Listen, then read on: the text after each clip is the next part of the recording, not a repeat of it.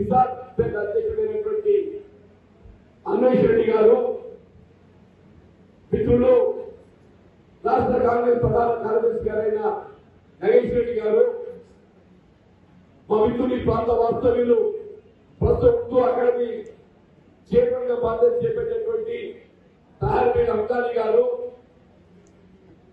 మా మిత్రులు రాష్ట్ర కాంగ్రెస్ కార్యదర్శి గారైనటువంటి సోదరుడు గడు గంగాధర్ గారు, ప్రత్యేకంగా ఈరోజు మత్స్య కార్మికుల మరి మనం చర్యలు ఇంటే విశాఖ నిధులతో సమావేశం కేంద్రించినటువంటి మా మిత్రులు మెట్టు సాయి కుమార్ గారు, అదే సాయి రెడ్డి గారు,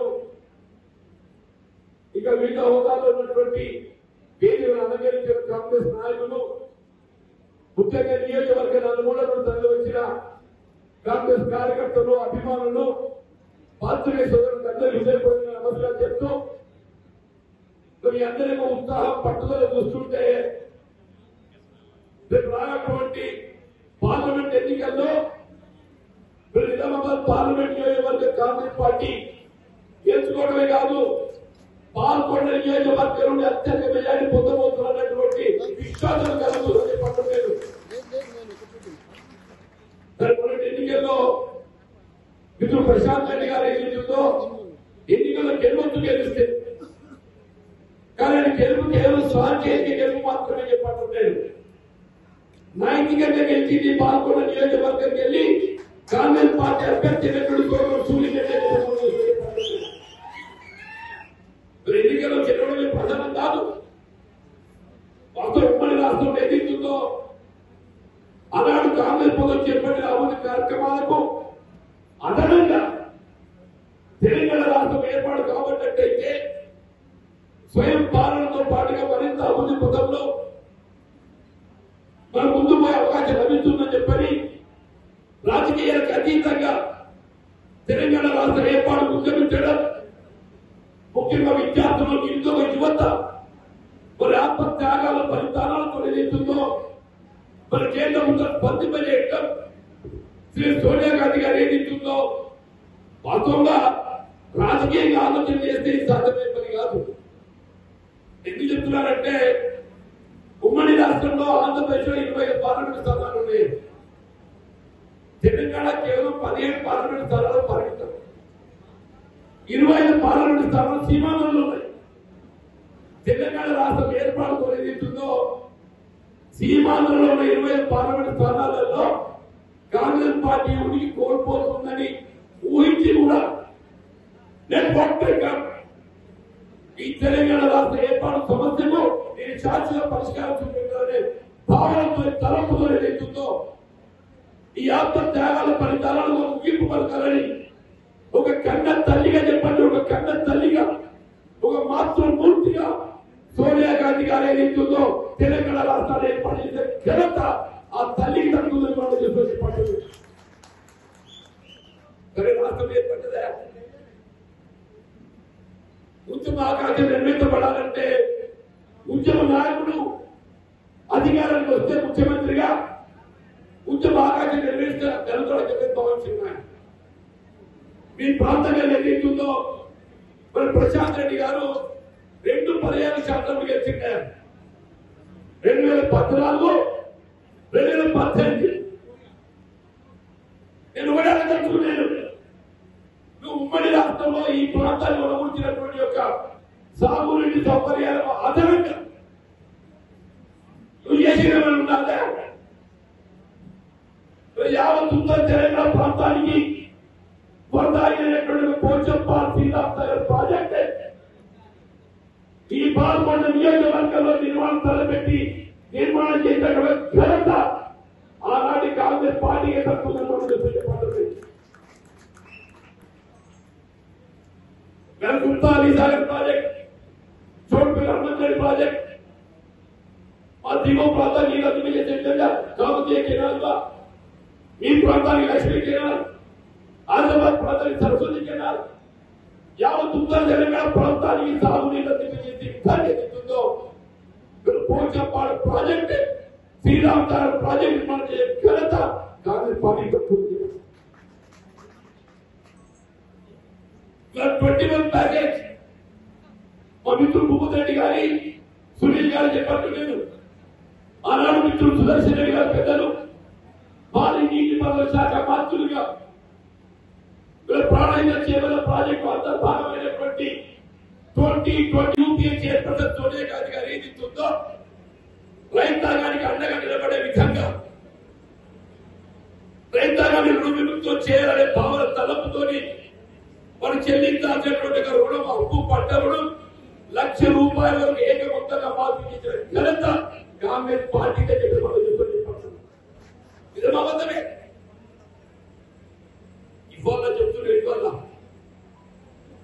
ఇదే జాతీయ స్థాయిలో వీళ్ళ కనీస మద్దతు ధరకు చట్టబద్ధత కేంద్ర ప్రభుత్వం ఏదైతే వ్యవసాయ ఉత్పత్తులకు కేవలం మద్దతు ధర ప్రకటనతో సరిపెడుతుంది. ప్రకటింపబడ్డ మద్దతు ధరకు చట్టబద్ధ కల్పించాల్సిన ఆవశ్యకత ఉందని చెప్పని జాతీయ స్థాయిలో రాజకీయాలకు అతీతంగా సభ్యుల కిసాన్ మోర్చా దేశ రాజధాని ఢిల్లీ సరిహద్దుల్లో సంవత్సరాల తరబడి ఉద్యమిస్తుంటే మోడీ గారికి వినపడదే? మోడీ గారికి వినపడదా? రుణమాఫీ గురించి మాట్లాడితే రైతాంగాన్ని రుణమాఫీ చేస్తే సూపర్ పుత్రుడు. ఇది ఆశ్చర్యంగా చెప్పట్టుండే. రైతాంగాన్ని రుణమాఫీ చేస్తే సూపర్ పుత్రుడు. అదే అంబానీ అదాని లాంటి బడా పెట్టుబడిదారులకు లక్షల కోట్లు ఎంపీ అకౌంట్ డెపోతో ఏదైతుందో నువ్వు రుణమాఫీ చేస్తున్న సూపర్ పుత్రులు కాదయా. జాతీయ స్థాయిలో పదుల సంఖ్యలో పెట్టుబడిదారులకు ఏదైతుందో 16 లక్షల కోట్లు ఎంపీ అకౌంట్ డెపోతో ఏదైతుందో రుణమాఫీ చేసింది మోడీ ప్రభుత్వం చెప్పండి. అదే యావత్ దేశంలో జాతీయ స్థాయిలో రైతాంగం 2 లక్షల రుణమాఫీ చేస్తే దేశంపై పడే ఆర్థిక భారం ఎంత? కేంద్రంపై కేవలం 2 లక్షల కోట్లు. కేవలం 2 లక్షల కోట్లు నువ్వు బడా పెట్టుబడిదారులకు ఎంపీ అకౌంట్ డెపోతో ఏదైతుందో నువ్వు 10-16 లక్షల కోట్లు మాఫీ చేస్తావు. నువ్వు జాతీయ ధర్మంతో రైతాంగానికి సంబంధించి ఒక 2 లక్షల కోట్లు మాఫీ చేయాలి. నేను చెప్తున్నా కాంగ్రెస్ పార్టీ దేవుని వల్ల నిజామాబాద్ పార్లమెంట్ నియోజకవర్గ అభ్యర్థి కాదు. రేపు జాతీయ స్థాయిలో ఇండియా కూడా ప్రభుత్వం ఏర్పడటంతోనే రైతాంగానికి చెల్లించవలసిన రుణం ₹2 లక్షల వరకు ఏదైతుందో ఏకమొత్తంగా మాఫీ చేసే బాధ్యత కాంగ్రెస్ పార్టీలో చేపడుతుంది. మీరు మాట్లాడుతున్నారు ఏమైంది రుణమాఫీ? రుణమాఫీ అమలు చేసే బాధ్యత కాంగ్రెస్ పార్టీలో చేపడుతున్నారు. మీరు కట్టుబడి చెప్పంటున్నాను. రైతు చెల్లించాల్సిన అప్పు రైతు చెల్లించాల్సిన అవసరం లేకుండా అప్పు బకాయిని ప్రభుత్వమే బదలాయింపు చేసుకొని ప్రభుత్వం బ్యాంకుల పూర్తి ఖర్చుగా ఉండి రేపు ఖరీఫ్ నాటికి ఏదైతుందో రైతులు ఏదైతుందో అదనపు ₹100 పోతుంది కాంగ్రెస్ పార్టీ. ఏ రకంగా చూడండి అంటూ నేను గృహ నిర్మాణ కార్యక్రమం శబ్దకాలం నడుస్తుంది. ఒక్కరు కడితే బాగుంది. ఇదే ప్రశాంత్ రెడ్డి గారు అడుగుతున్నాను, అరవింద్ గారు అడుగుతున్నాను. 10 ఏళ్ళు రాజ్యం చేసిండయా. ఒకవేళ ఢిల్లీలో రాజ్యం చేసిండో ఇంకో రాష్ట్రంలో రాజ్యం చేసిండు. ఇల్లు కట్టి పాపలు పోయినారా? మేము చెప్తున్నాము రాబోయే 5 సంవత్సరాల కాలంలో రాష్ట్రంలో 20 లక్షల ఇళ్లు నిర్మాణం చేయబడే విధంగా ప్రతి సంవత్సరం 10 నియోజకవర్గంలో 3,500 అంటున్నారు. ప్రతి సంవత్సరం ప్రతి శాతం నియోజకవర్గంలో 3,500 ఇళ్లు నిర్మాణం చేయడం ₹5 లక్షల. మా దళితులు 15 వర్గాలకు ఏదైతుందో ₹1,00,000 అందరూ చెప్పండి. ఇది మా కార్యక్రమం. మీరు అడుగుతున్న అరవింద్ గారిని, మీరు అడుగుతున్న ప్రశాంత్ రెడ్డిని మేము అమలు చేద్దామనే కార్యక్రమాన్ని మీకు వివరిస్తున్నాం. మేము 21 ప్యాకేజీ ఏదైతుందో సంవత్సర కాలంలో పూర్తి చేసి ఈ ప్రాంతాన్ని సత్యజామం చేస్తా చెప్పని కాంగ్రెస్ పార్టీ చెప్పు. రైతాంగాన్ని రుణమాఫీ చేస్తూ చెప్తున్నాం. నువ్వు చెప్పు. ఇళ్ల నిర్మాణం చేస్తూ చెప్తున్నాం. నువ్వు చెప్పు. ఈ ప్రాంతం కార్మికులే స్థానికంగా ఉపాధి పొందలేక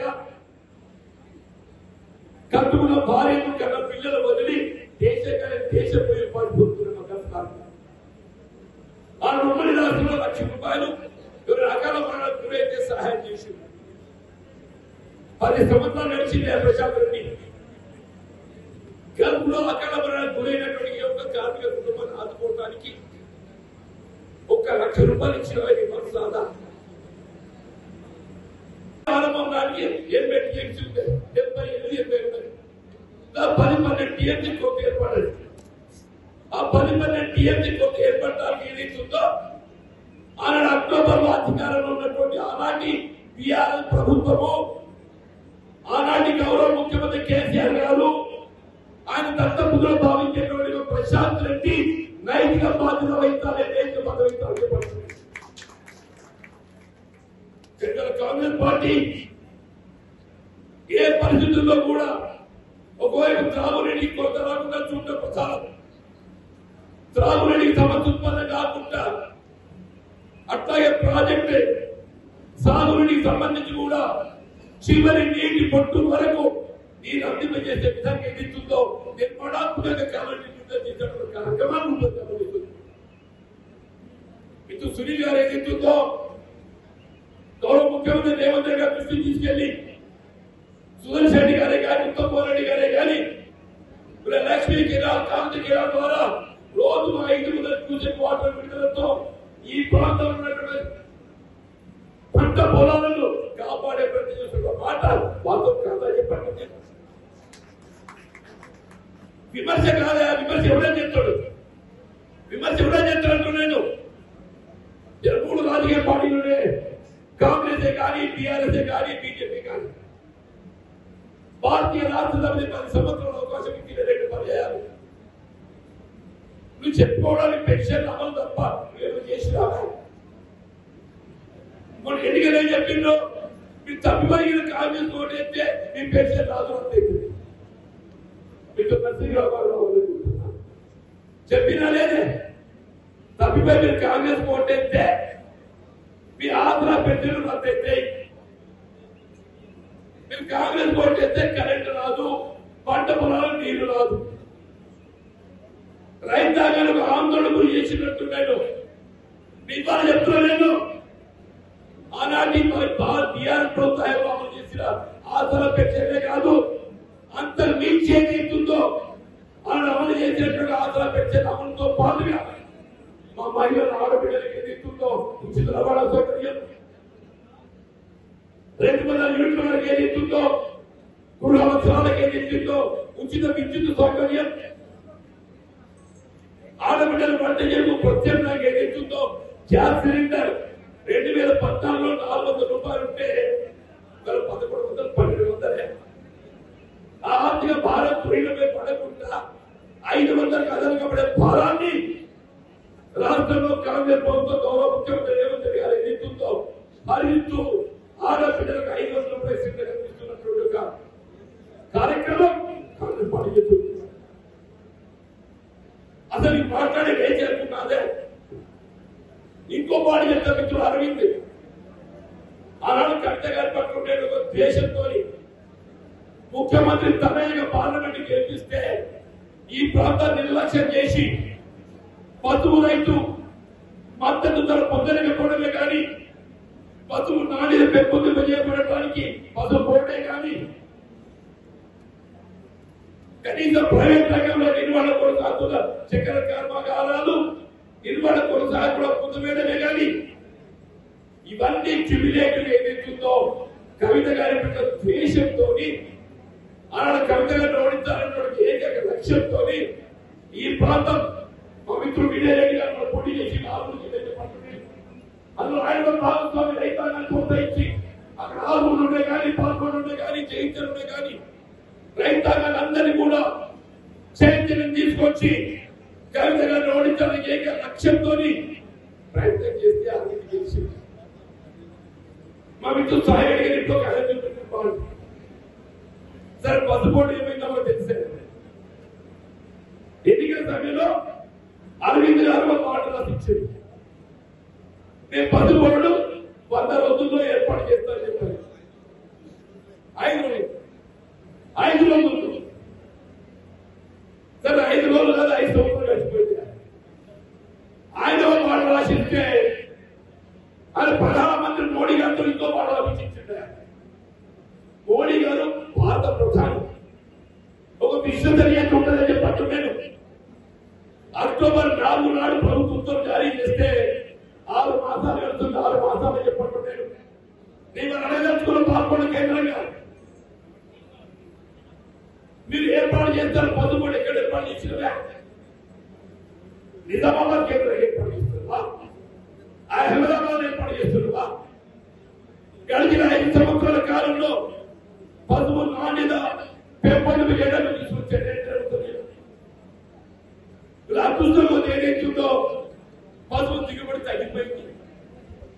అంటే అసలు సాగు విస్తృత తగ్గడంతో దిగుబడి తగ్గింది.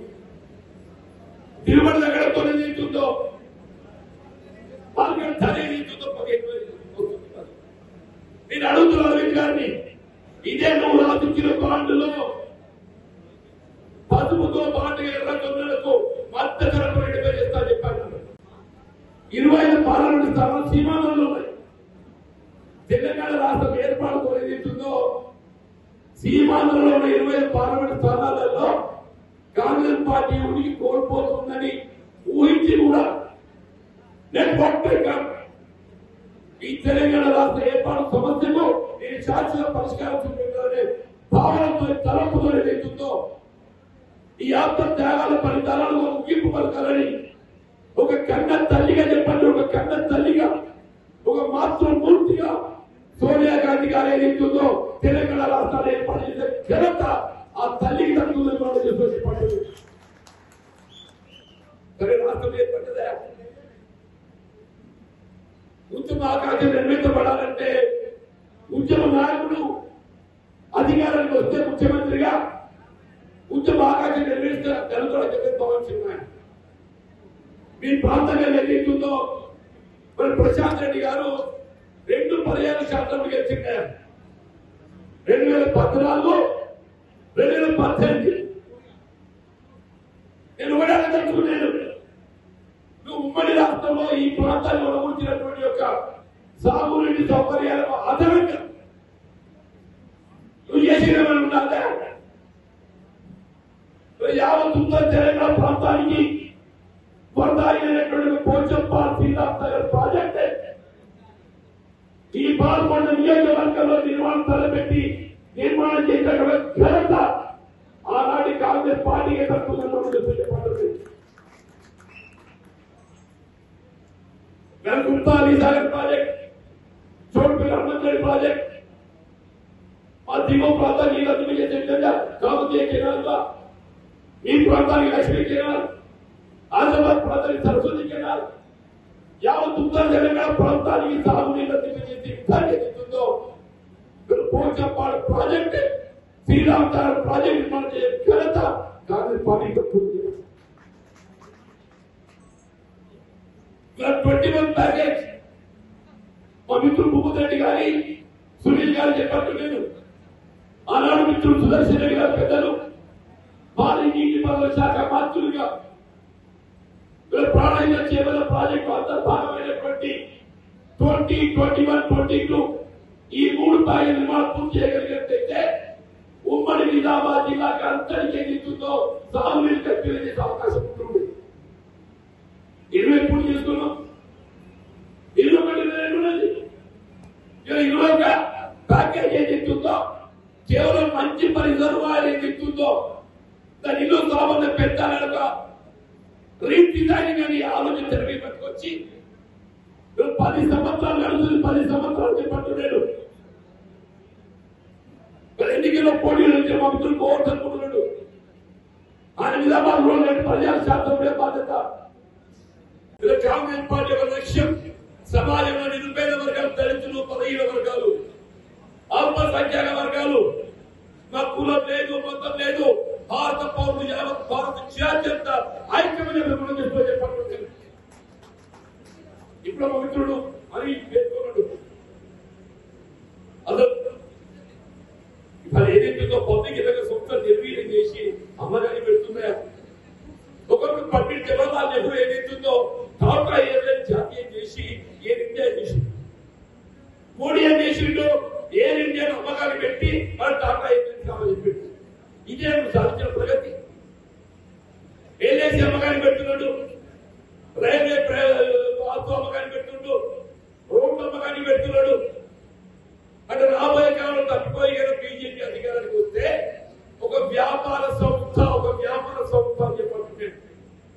ప్రజా సంక్షేమం గురించి ఆలోచించే పార్టీ ఉంటుందంటే బీజేపీ మాత్రం చెప్తుంది.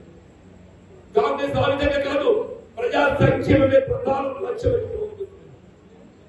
దయచేసి మరి పార్లమెంట్ సభ్యుడిగా నిజామాబాద్ పార్లమెంట్ అభ్యర్థిగా ఎన్నికల్లో కాంగ్రెస్ పార్టీ అవకాశం కల్పింప చేయడం నిజంగా నేను కాంగ్రెస్ పార్టీ అధినాయకత్వానికి కాంగ్రెస్ పార్టీ నాయకులకు అందరికీ కూడా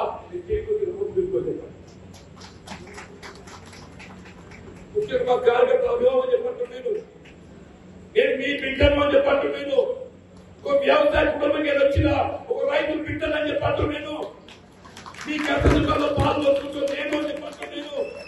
దయచేసి ఆలోచించండి, అండగా జరగాలని చెప్పంటున్నాను. నేను హైదరాబాద్ జగిత్యాల ఎన్నో జరిగాను, ఇక్కడికి వెళ్ళి ఇక్కడ కర్నూలుకి వెళ్ళిపోదు. ఇప్పుడు ఏదైతుందో నిజామాబాద్కి వెళ్ళి, నిజామాబాద్ అంటే అర్బన్ రూరల్, ఆర్మూర్కి వెళ్ళి, బాల్కొండకి వెళ్ళి, కొరుట్లకి వెళ్ళి జగిత్యాల పోతారు. ఒక పోదం తప్పుతుందట సుదర్శన పోదం తప్పడుకో ఇది కూడా చెప్పాడు. ఈ 6 నియోజకవర్గాలను వారానికి ఒక్కసారి సందర్శించి ఈ 6 నియోజకవర్గాలను నిజామాబాద్ పట్టణంతో పాటుగా పట్టణము, రూరల్, గ్రామీణ, ఆర్మూర్, బాల్కొండ, కోరుట్ల, జగిత్యాల్ 6 నియోజకవర్గాల వారానికి ఒకసారి సందర్శించే విధంగా ఏదైతుందో మీకు అండగా నిలబడి ప్రజా ప్రాతినిధ్యానికి ఏదైతుందో నేను ఆదర్శించాలని. దయచేసి మీకు ఎమ్మెల్యే లేడు అని చెప్పారు, బాగు కార్యకండి సునీల్ ఏదైతుందో అదృష్టం పొంది తప్పిపోయింది. ఎక్కడున్నా సునీల్ నీకు వచ్చి తప్పిపోయింది అంటున్నా. ఏ పార్లమెంట్ ఉంటే కానీ డిఏ కానీ పాల్పడ కానీ ఆర్మూరే కానీ ఈ 2 నియోజకవర్గాలు నేను దత్తత తీసుకున్నా.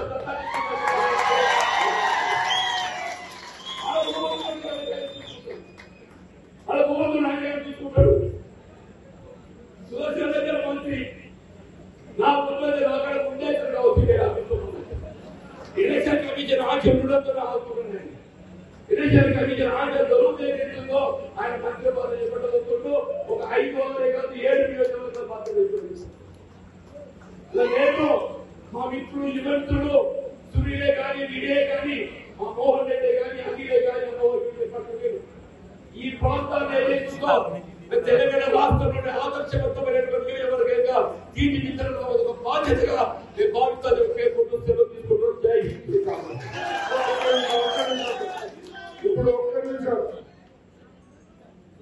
ఇంతకుముందు 6 రైతులు, బాల్కొండ రైతులు పార్లమెంట్ లో నామినేషన్ వేశారు.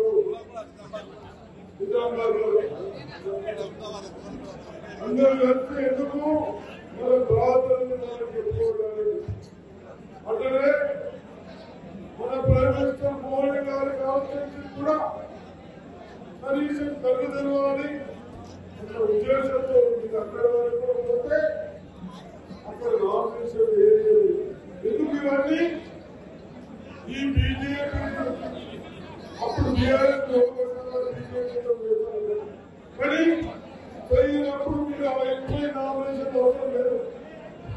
ఇప్పుడు ఈ ఒక్క నామినేషన్ వేసిన వాళ్ళు గెలిపేది వారు అన్ని చక్కగా చెప్పారు. తప్పనిసరిగా ఈ అన్ని బంధాలు తప్పనిసరిగా ఇస్తాం. నా మహిళలకు కూడా మీరు మొదలు వాళ్ళు కూడా దయచేసి అందరూ వాళ్ళేదో దేవుడు అంటారు అన్ని బాగుంటారు. దయచేసి ఈసారి మీరందరూ ఎవరిని పేర్లు చేయకుండా ఇంటింట తిరిగి ఈసారి ఓడగొడితే ఇప్పుడు చెప్పినది చేసే బాధ్యత